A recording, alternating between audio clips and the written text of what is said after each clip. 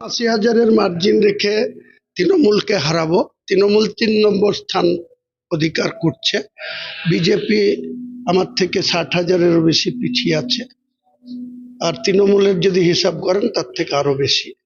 আমি আগেই বলেছিলাম এবং আমি বলেছিলাম রেজিনগরে আমার মার্জিন ৮০,০০০ ছাড়াবে।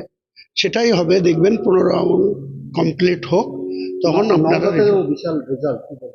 বললাম তো আমি দুটো সিটেই জিতবো। আমি কিন্তু অনেক আগের থেকে আমার আত্মবিশ্বাস ছিল। মানুষ যেভাবে আমাকে প্রচারে গিয়ে আমাকে সাপোর্ট করেছিল, যেভাবে একদম বাড়ির মহিলারা থেকে আমাদের মা বোন থেকে শুরু করে একদম বয়স্ক লোক, তারা আমার হুইসেল বাঁশি নিয়ে যেভাবে বাঁশি বাজিয়েছে, যেভাবে আমাকে সাপোর্ট দিয়েছে, আমি পুরোপুরি আত্মবিশ্বাস ছিল এই জয় আমি মুর্শিদাবাদের মানুষকে যেমন উৎসর্গ করব, পাশাপাশি নওদা বিধানসভার সর্বস্তরের মানুষকে আমার একটাই বার্তা, সবাই ভালো থাকুক, সুস্থ থাকুক।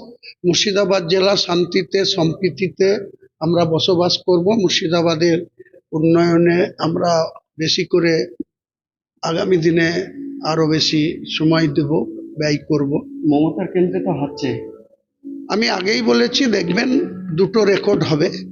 এক হচ্ছে যে রাজ্যের বিরোধী দলনেতা শুভেন্দু অধিকারী দুটো কেন্দ্রে কন্টেস্ট করছেন। নন্দীগ্রামের আগেই মমতা ব্যানার্জিকে হারিয়েছিল ১৯৫৬ ভোটে ২০২১-এ। এবার দেখবেন ওই ভবানীপুরেও মমতা ব্যানার্জি হারবে। মুর্শিদাবাদে মানে হুমায়ুন কবির আসার জন্যই তৃণমূল এখন ৩ নম্বর পজিশনে তাই এলাকাতে যাচ্ছে বিধানসভা কেন্দ্রে। বিজেপি চলে আসছে এরকম বলছে। আসলে তো কি হলো, কারণ হুমায়ুন কবিরকে যখন অসম্মান করেছিল, হুমায়ুন কবিরকে যখন সাসপেন্ড করেছিল, তিনবার এই শুভেন্দু অধিকারীদের বিরোধিতা করার জন্য, যখন শুভেন্দু অধিকারী বলে মুসলমান এমএলএদের বিধানসভা থেকে চ্যাংদোলা করে রাস্তায় ফেলবো, তার বিরোধিতা করতে গিয়ে হুমায়ুন কবিরকে যখন তৃণমূলের ডিসিপ্লিনারি কমিটি ওই ববি হাকিম, অরূপ বিশ্বাস, চন্দ্রিমা ভট্টাচার্য, শোভনদেব চ্যাটার্জিরা শোকজ করে, অসম্মান করে, তখন মনে ছিল না? আর একটাই বুলি শিখেছিল যে বিজেপি এসে যাবে আমাকে ভোট না দিলে। বিজেপি এসে গেল তো আমার কি যায় আসলো?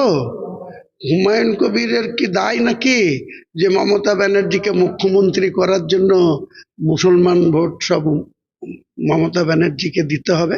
আর আমাকে বলা হচ্ছে ভোট কাটুয়া।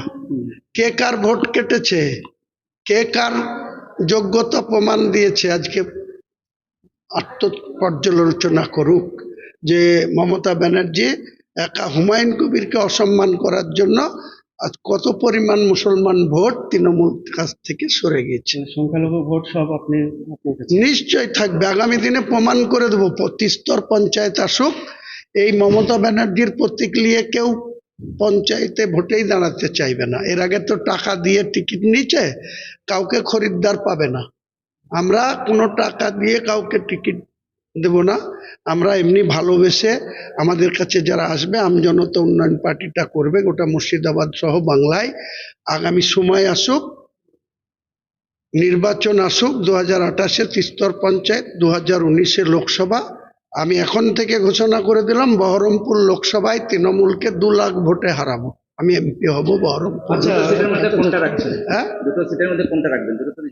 এখনই ডিসিশন নিচ্ছি না। আমার বিধানসভার মধ্যে আপনি বেশি মার্জিন ভোটে জিতবেন বলে মনে হয়? রেজিনগর আমি আগেই বলেছিলাম।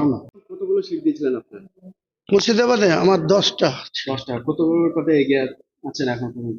আমি তো দুটো জিতছি, আরো কম বেশি খবর পাচ্ছি না। কেউ কেউ কন্টেস্টে আছে, কি হয় দেখুন না। আচ্ছা, এই যে নওদার যে হাবিব মাস্টার, কি বলবেন? কি বলবো, এদের যোগ্য জবাব পেয়েছে। এরা তো মানুষের উপরে অঘোষিত মস্তানি করে, রংবাজি করে, দাদাগিরি করে। এইসব লোকের দুর্ব্যবহারের জন্যই তো আজকে মমতা ব্যানার্জির দলের এই অবস্থা হয়েছে।